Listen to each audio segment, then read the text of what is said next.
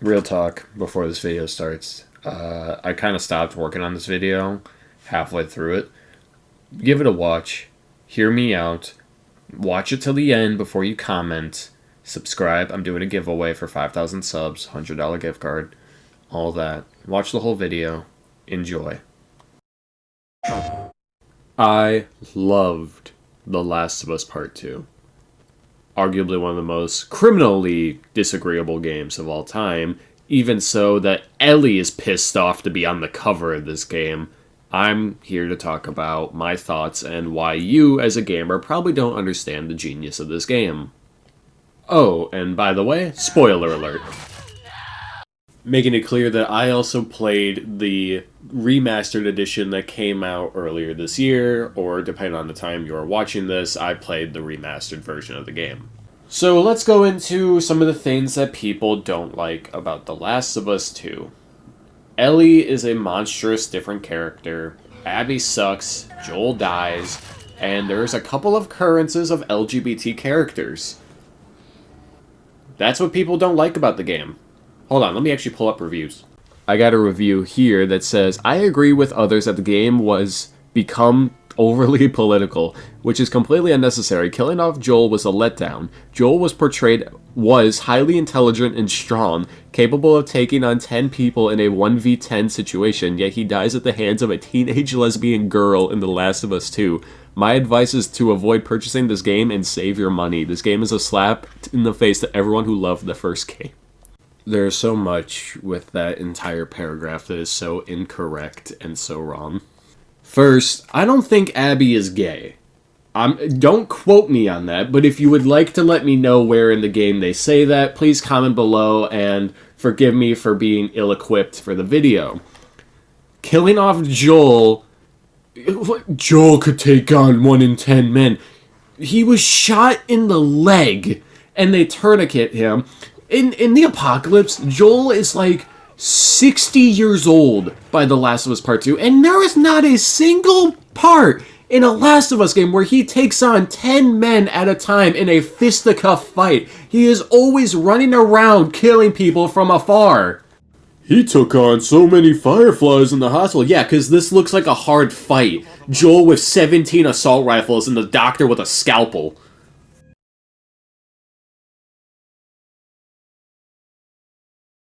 Joel is the protagonist of the Last of Us series. He is the hero of The Last of Us 1, and ironically, he is the villain of The Last of Us 2. The Last of Us Part 1 is Joel's story. We see who he is as a man and what he has done to survive, but not everything. It is left open-ended that there is a 20-year gap between the events of Sarah's death to meeting Ellie, and we have no idea what occurred in those events that Joel needed to do to survive.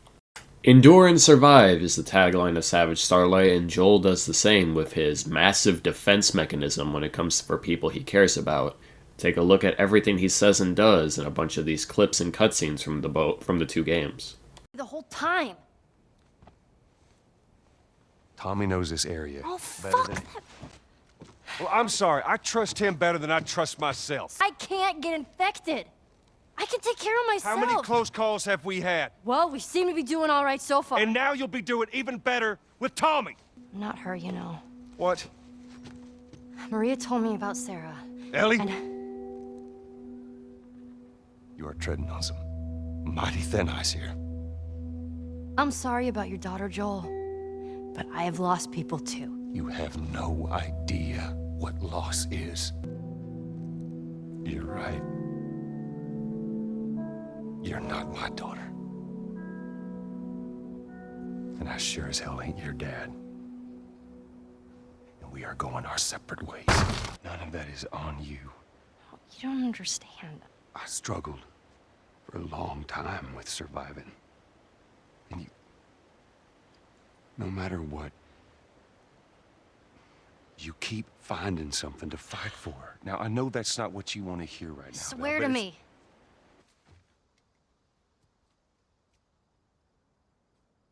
I had Seth under control. Yeah, I know.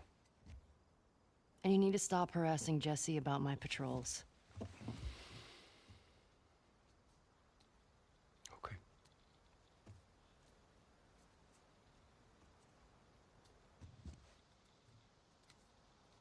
not trying to. I was supposed to die in that hospital. My life would have fucking mattered. But you took that from me.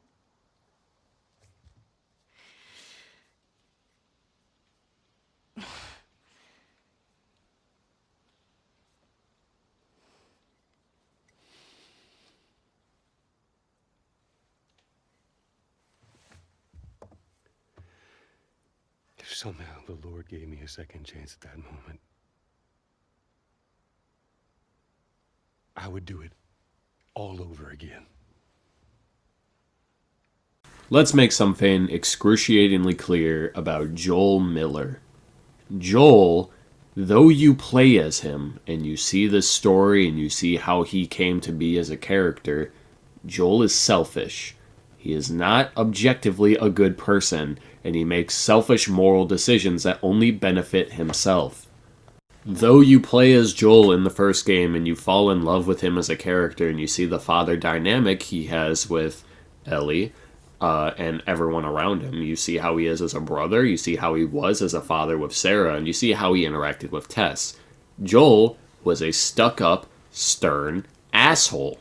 If you were to play The Last of Us Part 1 through the perspective of Marlene, you would see this blatant war criminal who, instead of smuggling the goods he needed to in order to get his guns back, which is all he needed Ellie for, remind you, he only was smuggling Ellie for guns. Joel then creates a bonding relationship with Ellie, sees her as a daughter, and in return destroys her entire organization and lies to her about it. Marlene gets injured in The Last of Us Part 1, says, I can't do this myself. You and Tess smuggle this girl to where she needs to go. That way we could cure the planet. Joel does that and then says, no. And then damns the entire planet. Granted, I don't think the cure would work. Nobody does, so good on you, Joel. But he does destroy the entire Firefly organization all by himself just because he caught feelings for this girl. When playing The Last of Us 1, when that game ended, I felt a shock in my body, a chill through my spine, because I realized, what did I just do? And that's something that everyone dealt with for 7 years. For 7 years between The Last of Us Part 1 and Part 2, we had so much time to think about, would I do what Joel did? If I lost my wife and daughter and the Lord gave me a second chance with a surrogate daughter, and I traveled half the country with her, and I found out the only way to save humanity would be to lose my new daughter. I don't know. And that's something that everyone tackled with during the 7-year gap of this game. Did you or did you not agree with Joel? And that's good writing. That's a narrative. That's a really good ending. But, diving into that would be a slap in the face to the original game. This is something PlayStation does regularly in their exclusives that I love so much. You get to sit there and say, am I selfish or selfless? Do I want to save the city or my aunt? Do I want to save the world or my surrogate daughter? Do I want to destroy a pantheon because my feelings were hurt? Or do I want to start anew and be better?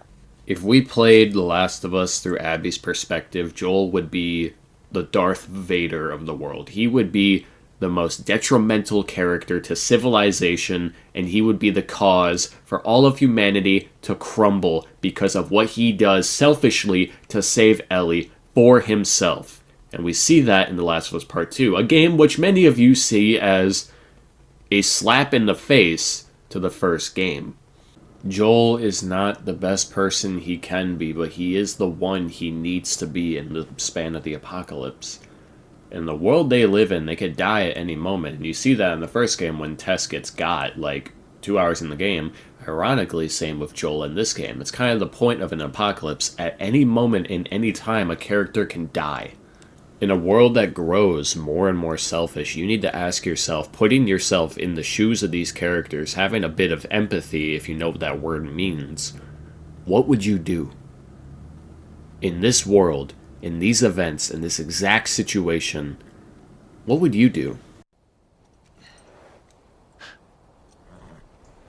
I can't say I'd have done different.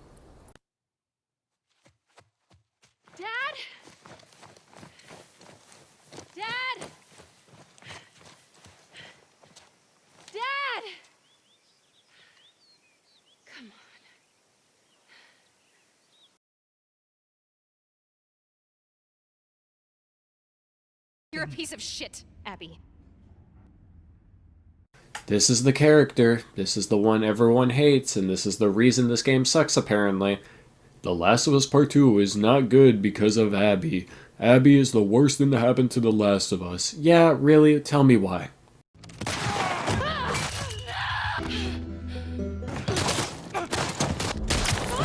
You're a piece of shit, Abby. Fair. Abby is a protagonist slash antagonist. Abby is a main character. Abby is this, Abby is that. Abby is The Last of Us Part 2. This is her story, and we are here living it. Whether you like it or not, Abby is here to stay, and more importantly, I think there is a huge chance that the next game could be centered around both Abby and Ellie, so if you hate that, well, guess you're not a real Last of Us fan, I'll say it. Abby is a jaded character. Abby is a character that we are meant to disagree with. We are meant to hate. The game quite literally is going out of their way to make you dislike this character, and then very brilliantly trying to get you to like this character through, I don't know, her petting dogs or something. Abby is the protagonist of her own story. That's why this game is split up in between two paths. You either can choose to like Ellie, you could choose to like Abby, or you could hate both, love both. I don't care. That's the point. You're not meant to really agree with these characters. If you do, you're kind of sadistic. Abby, as I said, is the hero of her own story, though Abby's the villain of Joel's story, Tommy's story, Ellie's story, even Owen's story. Abby is the sole reason all these people get killed. Abby is the reason Mel dies, Owen dies, Danny dies, Manny dies. It's all because of Abby and her thirst for vengeance for what Joel did. Throughout my series, I said the words war never changes at least 70 times, but that's just the truth. This game is about a war. It's a war between the wolves and the Seraphites. It's a war between Ellie and the wolves. It's a war between everyone in the Rattlers. It's a whole spectrum of characters and factions that we're meant to not like. Because let's face it, the wolves are the villains to the Seraphites. The Seraphites are the villains to the wolves. The wolves are the villains of Jackson. And that's how it is. That's how the apocalypse works. As I said earlier, and to reiterate myself, Abby is the worst character of her story. Everyone hates her. I know all the leads have dried up, but Joel's still out there, you know? I know.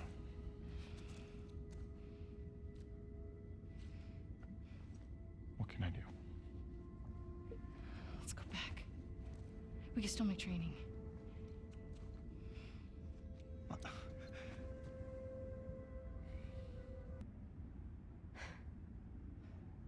Actually, I'm going with them.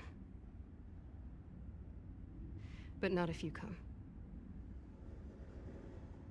What? He may fall for your little act with these kids, but I don't. There's nothing to fall for.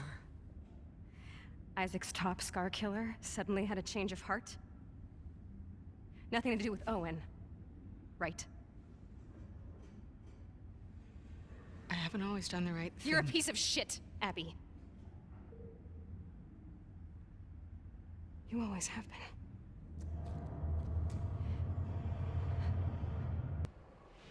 Oh yeah, how do I do that? Should I go find the people that killed my family? Cut into them? I could torture them until they're crying, you know?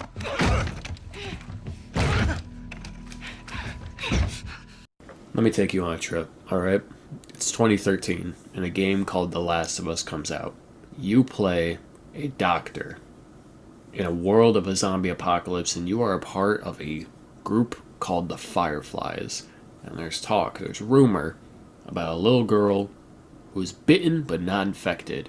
And this little girl is the key to saving the entire world from a continuous infestation, apocalypse, whatever you want to call it. And your daughter says, you know what?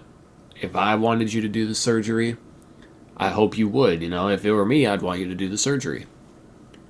And you all of a sudden start playing as the daughter, and you walk in and you see your dad was shot in the face by the man that brought you your key to civilization, your key to saving the world.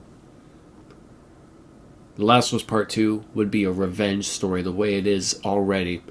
Instead of Ellie trying to get revenge on the, pre-existing Fireflies, you play as Abby trying to get revenge on Ellie, killing Joel, and that's the game. The game ends with this and no questions. In The Last of Us Part 1, you play as Joel. Joel is a questionable character, he's a selfish character, and you have to ask yourself, what would you do in the situations he is in?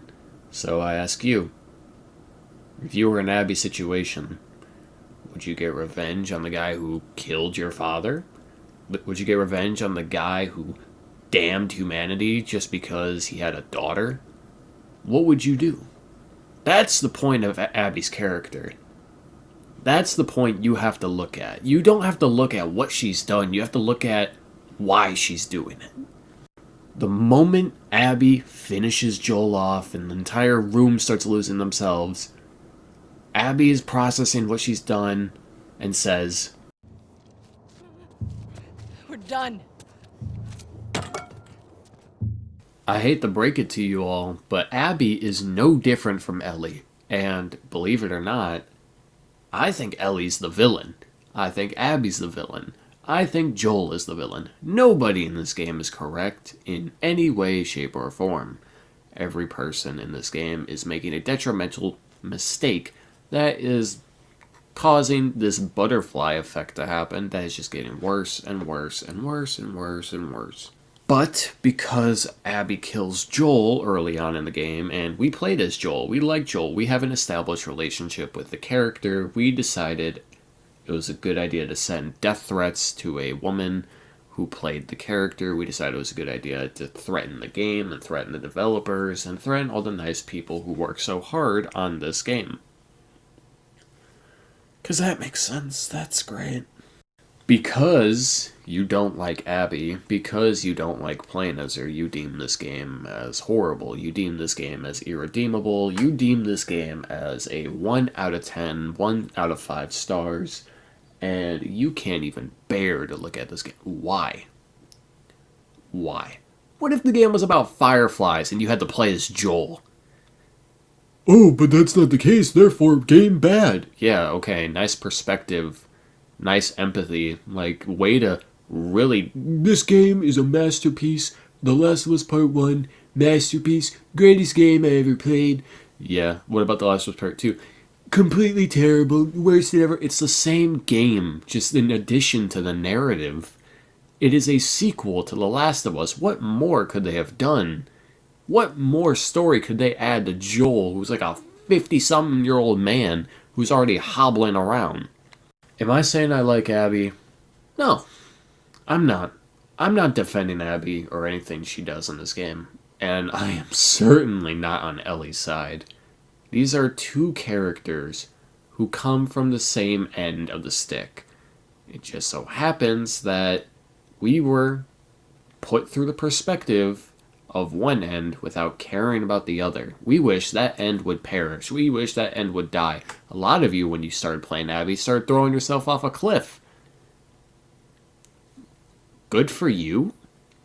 Many of you thought that Ellie should have killed Abby here. Many of you think that Abby should have just been gutted the moment Ellie saw her. And none of you are really picking up on the fact that this is, like, disturbing. This is disgusting to look at. Abby is beaten. There's no she's done. She's beaten. So is Ellie. Ellie on the way here. Abby, where is she? And they have completely lost their way. Abby, the first thing she does is goes to help someone. Finally, a bookend to her character, being selfless instead of selfish. If it were the Abby at the start of the game, she would have booked it to those boats, didn't care about Lev, and just get away from Ellie. But no, she sits there and helps Lev while Ellie is standing there with a knife, getting ready to shank her the moment she gets up. The amount of people that are so against Abby but not against Ellie is ridiculous. Abby is malnourished. She's hobbling around. She is using the last of her strength, the last of her energy to save someone she cares about. Why? I don't know. Maybe she had a change of heart. Maybe that's the focus of our game. Maybe that's the theme. Joel had a change of heart, and we allowed that, but we won't allow Abby. Certainly we won't allow Ellie either.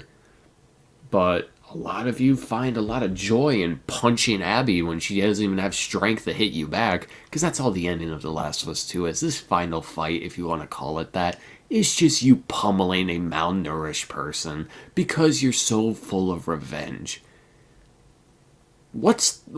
Are you not seeing a problem with that? She killed Joel. She killed Joel. Ah! Ellie killed how many people in this game? Yeah, well, I don't like when Ellie does. Then shut up. Legit. If you don't like what Ellie is doing, don't sit there and act like Abby's the problem. Every character in this game is the problem. That's the conflict. You sit there and you're like, well, who am I supposed to root for? Nobody. The game is pulling you through, making you hurt everyone across the way, not even worrying about what's going on around you. How many times has Ellie hurt Dina? We're not talking about Ellie yet, but come on. You can't sit here and act like Abby's the complete problem of this game. Abby's a poorly written character. Realistically, Abby is more thought out than Ellie. Ellie just loses someone, and her entire character is thrown out the window. This video is called Why You Don't Understand The Last of Us, and why I call it that is because you don't understand that what is happening in this cutscene right here is wrong. We shouldn't be attacking Abby. I understand why we are. I do. I understand why we're doing this. Do I agree with it? No. Am I rooting for this? No, but I get it.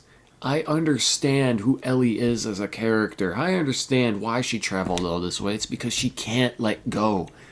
The same reason why Abby could not let go. They are vengeful spirits. They cannot just let go of the fact that their father figures were killed. So they hunt each other down, and they probably will endlessly until one of them is dead. I wouldn't be shocked if that's what The Last of Us Part 3 is. The point is we're not supposed to agree with one side of the stick. We're supposed to see both sides and say, okay, I gotta play mediator, but you can't, because you're forced to play this as you try and drown Abby out. And it's just meant to be okay. We're meant to play as Ellie and be like, yep, what Ellie's doing is right, Abby is wrong, Joel is right, Abby's wrong, Abby's the villain, Abby's the worst character. I don't think that's the case. I think everyone is bloodlusted. I think everyone is vengeful. Even Tommy. And it's sad to see Tommy at the end of this game. And the reason why he's that way is because of, what Joel did. In the end, this was all Joel. The reason Abby's doing this is because of him. The reason why Ellie has to do this is because of the stuff he did that she hated him for. Abby is the villain. But she's not the only one.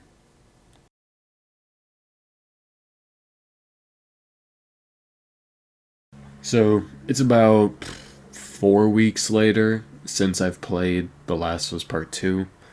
And I really wanted to sit and think about what I would say about Ellie. Ellie is a character that we have come to fall in love with, see as our own, resonate with, sympathize with, emphasize with, and we see Ellie how we would see ourselves, our own child.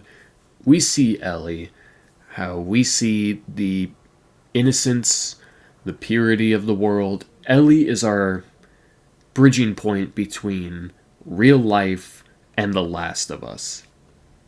Without Ellie, The Last of Us would feel fantasy. It's obviously make-believe, but having a character like Ellie that looks through the lens of the world how we would, it feels more real. The Last of Us doesn't feel real solely because the game looks real. It's the dynamic of her character. Ellie was raised from the moment she was born to be a dog of war. She was raised by Fedra, she was raised to hunt and kill fireflies.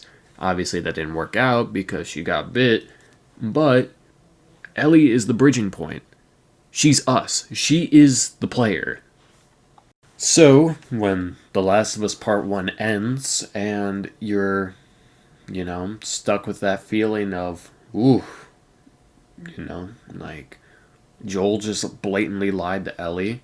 Ellie was supposed to be the reason the world was saved. So, how would we react to that? If we were told, you know, hey, you're the cure to all of mankind. If I take a surgery on you right now, it will kill you, but it would cure every kind of cancer. You'd be like, whoa, you wouldn't know what to say. You would either say yes, you'd say no, you don't know how to react. But if someone took away that choice from you, you would obviously have a sense of resentment towards that person. For me, personally, when I played The Last of Us, it was really hard to see this was Ellie. When playing the game, I would often sit here and find myself thinking, is this really the character I had a journey with? Is this the character that lost Riley? Is this the character that lost Sam and Henry?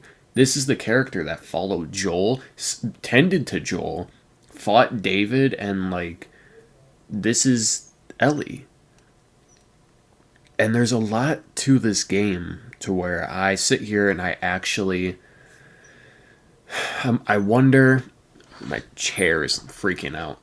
I wonder and I'm curious and I sit here and I think, is what happens in this game really what Ellie would do? And I think, yeah, I think she would. Realistically. I think Ellie would do all these things. And when I was playing the game, you could watch my series if you're interested, so you could get a better idea on how I reacted to these situations. But when I walked through and I saw in the stadium how many people were dead, I was like, dude, that was Ellie. Granted, Abby took down both the wolves and the scars. So that's something. Abby is, nobody's perfect in the Last of Us universe, and that's kind of the point to gather. It's the theme of both games. The theme is kind of, even those that can be redeemed can still fall into, vengeance, harm, anything that's negative and can heavily impact who these people are. So when I play The Last of Us 2 and I see Ellie and Joel, interacting in these flashbacks, I'm like, this is the sequel. Yeah, this is the repercussions of The Last of Us Part 1. Lack of fireflies, Ellie's resentment towards Joel's actions, Joel trying to gain forgiveness on his actions, and Ellie trying to live with the fact that she could have been the cure to all of mankind. So, taking that away from her, taking that aspect of, from the moment she was a child, a teenager, an early teenager, you took away her purpose for a selfish act. What is going on in the background? You take away her purpose, and then all she has left is Joel. Joel is the only thing left standing in her world, and even then she can't even bear to look at him. But she has so much faith in his level of survival that she knows he'll live. She knows that she's not going to lose him, but she can be angry at him. And she even says at the end of the game,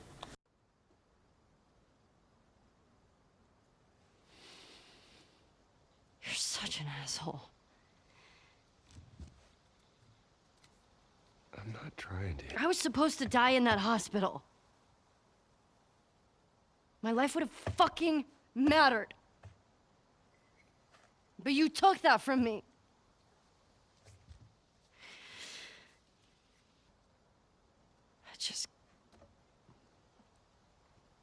I don't think I can ever forgive you for that.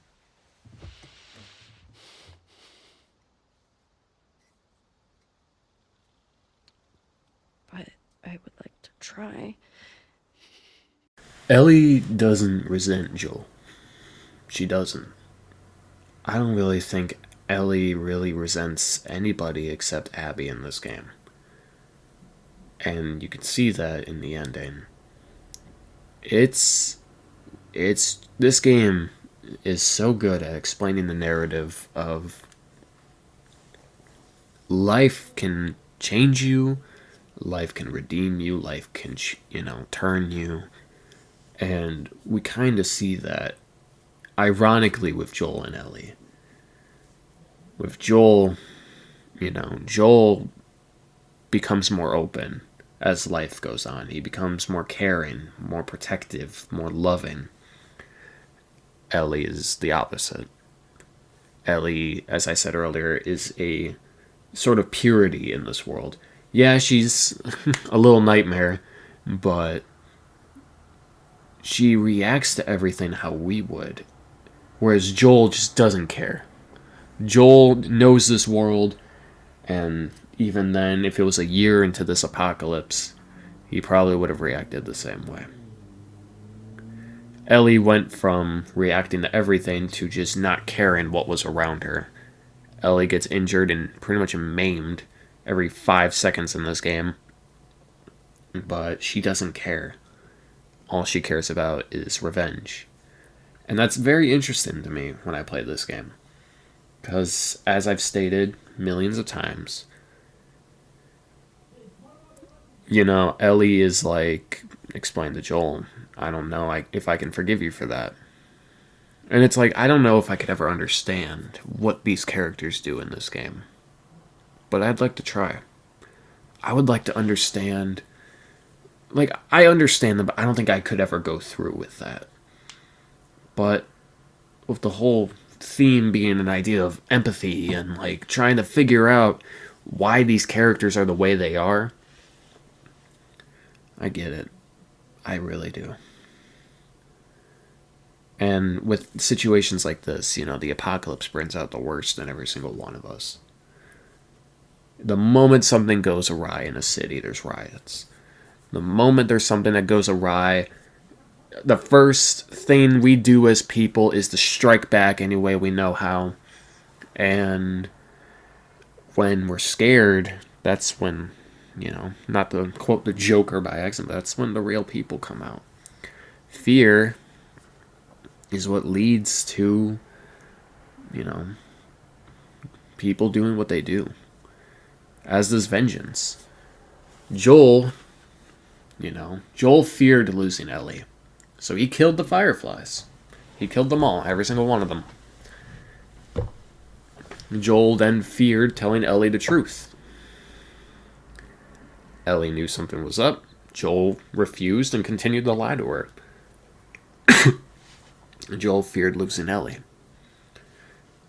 And that cycle just went on and on and on until everything just came back to bite him. And you know what? Same thing happened with Ellie. Ellie feared letting Joel die in vain.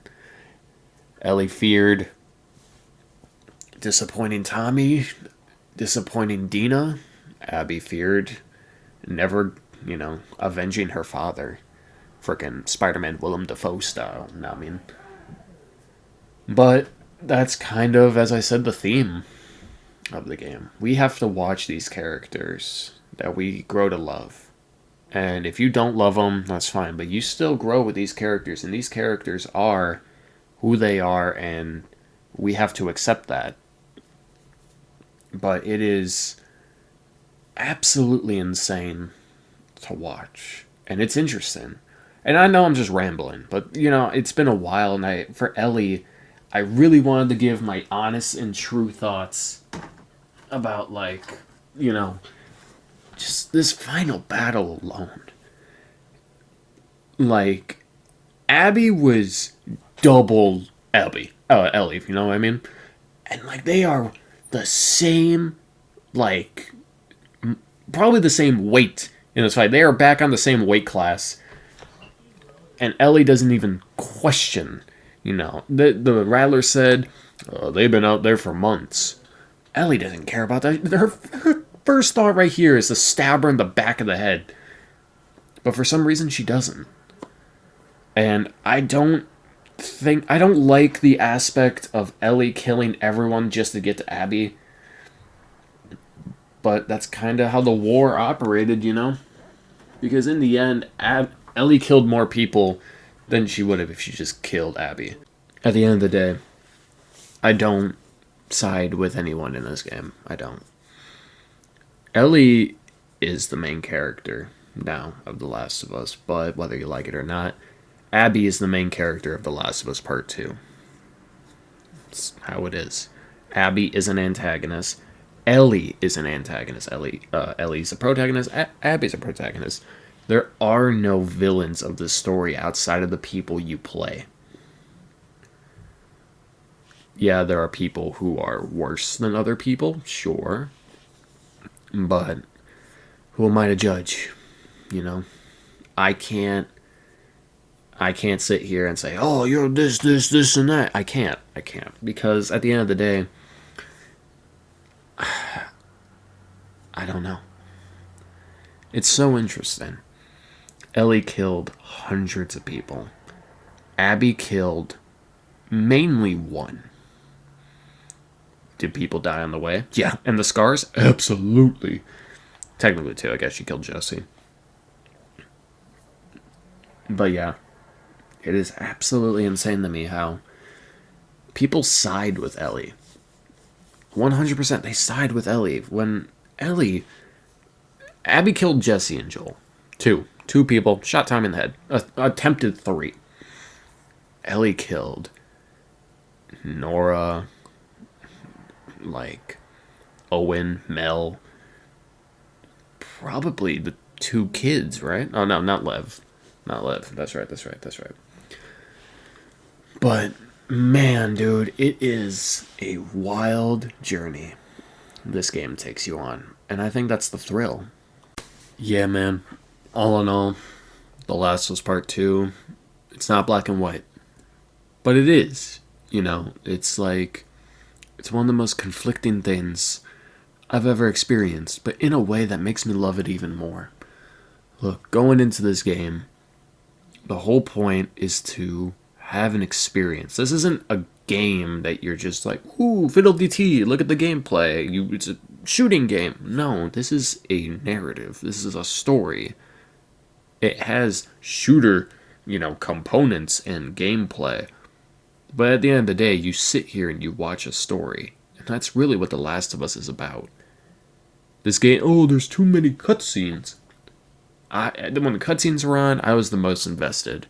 Because at the end of the day, I was going around murdering every 5 people, whatever around me. We're not meant to understand this game. Better yet, we're meant to understand this game. We're just supposed to emphasize with it. Have a little empathy. Go back and replay this game. Or go play this game if you haven't. Because this is genuinely one of the most beautiful experiences I have ever had in gaming. Better than the first game. Better than God of War 2018 and Ragnarok. Better than the Spider-Mans. Better than Horizon. I finished this before I finished Red Dead 2. I didn't care for Red Dead 2. This is by far one of the greatest experiences I've ever had in a game. Because for once in my entire life of gaming, the character I was playing, I was upset with. It was as if I was playing Spider-Man and I chose to be selfish. It was as if I was playing Spider-Man and I just sat there as the crime went on and I didn't even swing. I just sat there and looked at it. It was the most upset, hurt. It filled me with rage and inner turmoil. It was insane. So when reviews come out and they say all this nonsense about it, just grow up. Play the game.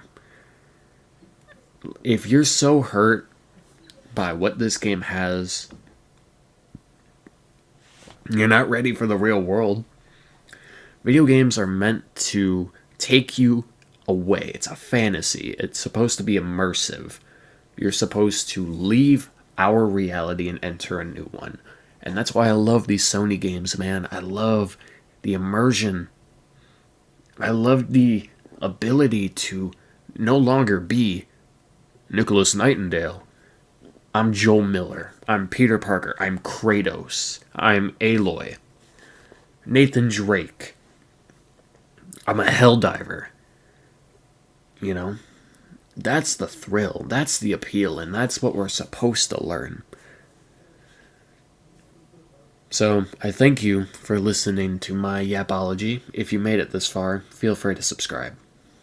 We're doing a big giveaway. For 5,000 subscribers, we'll do a $100 gift card. And if you come by my streams, I've been playing a lot of Marvel Rivals, and I'm trying to give away battle passes to people who want them. So it'd be great for people who joined in for that. But yeah, man, play this game. And if you don't, that's fine. You don't gotta play it. But I just wish people would. And I know people have. This game won 1 million awards. There's not anything more I can say about this game that hasn't been said. But yeah. I love this game. Pure 10 out of 10. And I will forever remember. I'll never forget it. And I'm excited for the show. And I'm excited to experience it. And it's going to be one of the greatest things I've ever seen. And it's going to be so fun, too, to watch all these people watch this show and have no idea what's coming.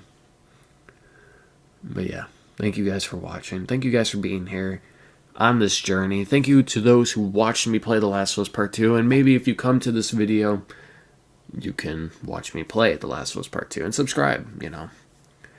Just because you don't like this video doesn't mean you won't like others. Peace out.